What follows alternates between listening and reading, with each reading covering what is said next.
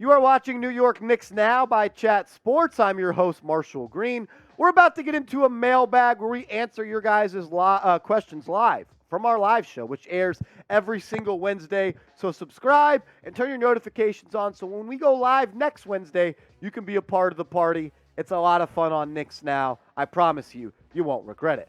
Let's start this one off with a real one.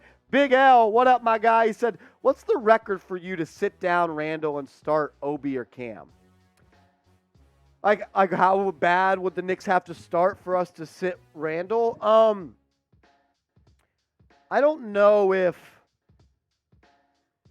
it's like ever a point where I sit Randle. Because I think that just creates a toxic environment. Like, I don't think Randle's the type of guy that would take a benching well. I think you could cut his minutes. If the Knicks are under 500 through 25 games, let's say they're 8-7 through 25 games, then I think you got to make a big time change, whether that's trading Randle or moving him to the bench. Like, you'd have to be multiple games under 500. I just don't know if Thibodeau would do that to Julius Randle. He has so much respect for him. His front office has a lot of respect for guys, for Julius Randle. So I don't know if they ever bench him, but shoot, you start 8-17 through your first 15 games, you're going to have to shake something up. Charles Pommel's a bro. He said, do you guys think we are all in on RJ, or are we going to see him in trade talks again? I think he will be in trade talks again if we don't play the young guys. I hope RJ Barrett's not in trade talks. I mean, look, after he wasn't traded in the Donovan Mitchell trade, Leon Rose made a statement that said he's a part of our future. I don't want to be the blind idiot that agrees with him, but I hope that's the case because I'm an RJ Barrett fan as a person and as a player. I think half the reason I love this guy is because he loves being a Knick. Like, that means something to me. We've tried for so long to go out and get a superstar. And I'm not saying RJ Barrett is a superstar, but he has star potential. 22, 6'8", average 25 points per game the second half of the season. Like, I want to build with the guys we have on this team, and RJ is one of those. Like, yo, I'm a Knick. He said that when he got drafted. It's freaking dope to have somebody that wants to be here after we got burned by LeBron and D. Wade and Chris Bosh and Paul George and Kawhi Leonard and Russell Westbrook and all those players. It's cool to have someone that actually wants to be here. Carl, if we decide to make a move pre-training camp, who y'all want to move, Fournier or Randle? I would lean towards Fournier because I think when you trade Fournier, it opens up more minutes for guys like Quentin Grimes, like a Cam Reddish, maybe like a Miles McBride. It gives you more minutes to give to Emmanuel quickly and to Derrick Rose. I think Fournier is a valuable piece in the NBA because he can shoot the lights out of the ball, but I just don't really think he fits the timeline of this team. He's a player that needs to be on a win-now team. I'm not necessarily sure if the Knicks are a win-now team. They're not, to be honest with you. So I would lean towards trading Fournier over Randle. That way I can start Grimes, and Cam Reddish can be my first big guard or, wing off of the bench. That's the way I would lean. More Skills TV. What up, bro? What record do you think our Knicks will end at this year? So the over-under is at 39.5 wins in Vegas. I would take the over. Could the Knicks go 42-40? 43-39? I think somewhere around there. 42, 43 wins. I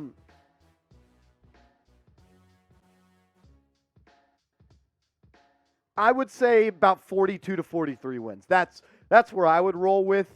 I think that's very doable. You won 37 last year with Alec Burks as your starting point guard. So I think 39.5 wins. I would take the over. I think 42, 43 wins is where I would roll. But look, I'm not the guy that can read the future. I want to hear from you guys and all the Knicks fans out there.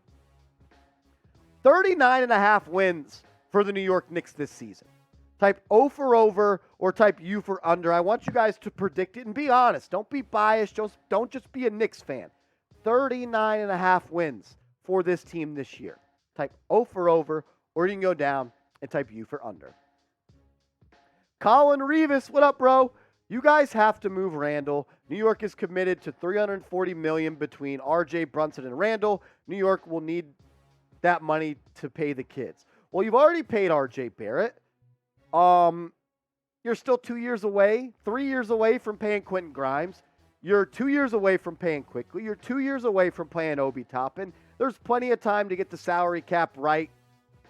I'm not against, though, getting rid of Julius Randle. I just wouldn't dump him for nothing. I got to get something back in a trade for Randle. What about the deal of trading for Russell Westbrook? Like, I don't want Russell Westbrook to be a Knick, but if you're able to swap Randle and Fournier, that $30, $48 million on long-term deals for Westbrook, and you get $47 million in cap relief after the season, and maybe you get a first-round pick. You might have to include Cam Reddish, but that's a deal that I would absolutely look at.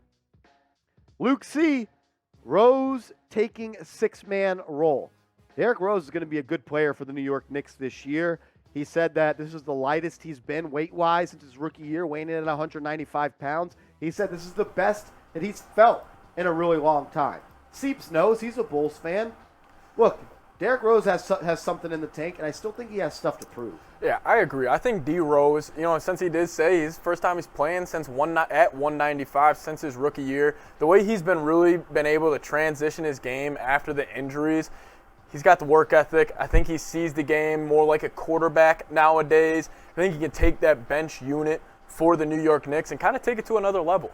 I think so too. Like when Derrick Rose got traded here from the Pistons, when the Knicks traded Dennis Smith Jr. and a second-round pick for him, one of the biggest steals of a trade of all time, he was the catalyst to this offense, and he was the best player on the Knicks, not only in the second half of the season, but in the playoffs. I'm a big fan of Derrick Rose. I can't wait to see what he does this year. I just hope he stays healthy. Manny Jacks, what is the best-case scenario for your heavily protected 3 first-rounders on this year's draft? That some of them convey, right? Like, I don't know if all 3 of them can convey. I think a couple of them will. That means one of them will roll or 2 of them will roll over to next year. I'm not worried about the draft picks, to be honest. We don't even have enough minutes on this team right now to play all the young kids. So I'm not worried about the guys that were drafted this year. I want to develop the guys we have. Give the minutes to Quickly. Give the minutes to Toppin. Give the minutes to Grimes. Give the minutes to Reddish. I'm worried about those guys getting minutes before the guys that are potentially coming up in the 2023 NBA draft. If you love the Knicks and you're looking for a one-stop shop on YouTube that puts videos out every single day, go down right now and hit that big red button, because as the season gets closer, our content is only going to get hotter and hotter. So if you're looking for a one-stop shop on YouTube, hit that big red button and help us get to 14,000 subscribers on the channel. James Maynard, start Brunson, Barrett, Reddish, Toppin, Robinson, with Grimes being the sixth man and Rose and Quickly being the rest of the rotation. So you're not playing Julius Randle. As cool as that sounds, it ain't happening. You're not going to keep Julius Randle on this roster and not play him. If Julius Randle's on this roster, I can almost guarantee you that he will start. But look, I'd love to see more minutes from Obi. I'd love to see more minutes from Reddish. It's just, this team ain't benching Randle. He ain't getting DNPs, I'll tell you that much. Last question coming in from Colin. I worry if New York doesn't trade Randle that Tibbs will be Tibbs and the kids won't get the minutes they need. That's a very fair concern. I kind of go like this, that Tibbs' greatest strength is sometimes his biggest weakness. His ability to get the most out of players and demand them to play 40 minutes and defense and not changing on offense. It's what makes him great, but also is somewhat of his Achilles heel. I think that's why you saw the front office trade in Alec Burks. I think that's why you saw the front office get rid of Taj Gibson. I think that's why you saw the front office get rid of Nerlens Noel and Kemba Walker. Take away some of those vets that Thibodeau wanted to play.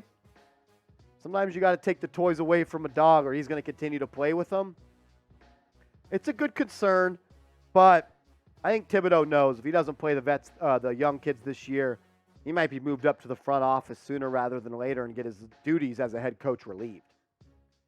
Give me a follow over on Twitter at @MarshallGreen_. We just crossed over 2,000 followers over on Twitter. Shout out to you guys. How about this? Everyone that follows me from today's show, just send me a DM or mention me. Be like, yo, Marsh, I came from that mailbag on the channel, and I'll give you a follow back. And as always, I want to show love to the real ones. If you made it this far in the video, comment real one down below.